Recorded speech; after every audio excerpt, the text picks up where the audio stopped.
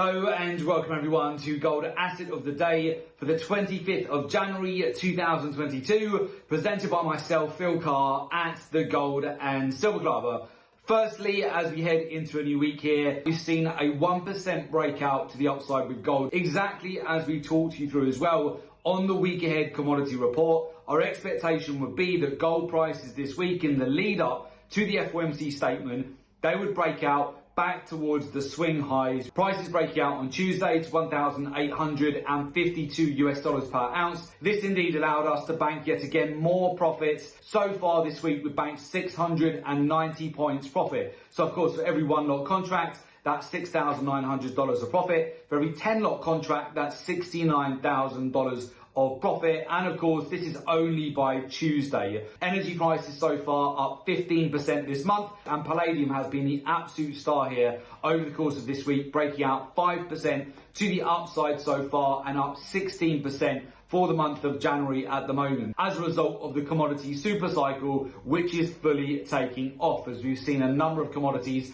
completely outperform now versus other assets in 2022. So with that, where do we position ourselves now as we go into the FOMC statement and into next week as well? So what you need to be aware of at the moment is it's very typical for the metals, especially gold, to rally in the lead up to an FOMC statement. However, often afterwards, you will see a spike high on the actual statement itself and then a pullback later on in the week. The challenge that you've got at the moment is that going into next week, you've also got China on their 1 week public holiday. During thinner liquidity, there's going to be less support for the markets during the Asia Pacific session. So essentially that can give you an opportunity to buy into any dips that we may get as we go into next week, as China celebrates their new year and as we're going to get less liquidity and essentially exaggerated moves in the market. Often that can be a good opportunity to buy into dips on the metals. Not only that, we've got more news items as we go into next week, which of course includes Friday's non-farm payroll data. On Thursday next week, we have the European Central Bank and also the Bank of England. Next week on Wednesday, we have the OPEC meeting, and next week on Tuesday, it's the first day of a new trading month, moving into February, where typically new capital can come back into the market. So with that, it's just going to provide lots of volatility, which means for you lots of opportunities to trade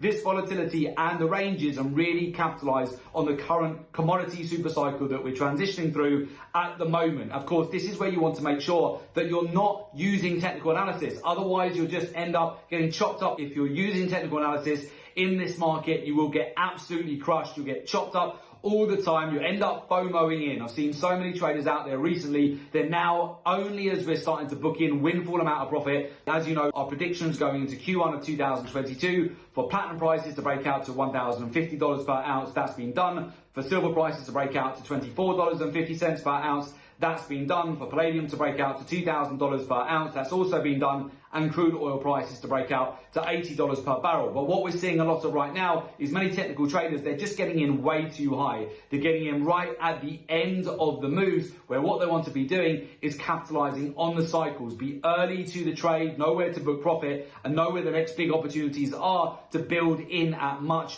better prices. This is where, of course, you want to be utilizing the daily, the weekly, the monthly, the quarterly cycle for each commodity. Understand and utilize statistics, data, market intelligence. That will help you massively. Alongside that, utilize and understand the intermarket correlations in the market, the ratios, key areas of liquidity. Alongside that, capital flows in the market, geopolitics, fundamentals, the macroeconomics, and of course, how the hedge funds, money managers, banks, and institutions are positioned in the market in real time. That will help you massively to get an edge. So with that, if you would like to join our community of successful traders, learn the research-driven approach to the market, and join our professional mentorship program, there is an opportunity for you to do so. Just make sure you click in the link below today's report in order to make an application to join our professional mentorship program.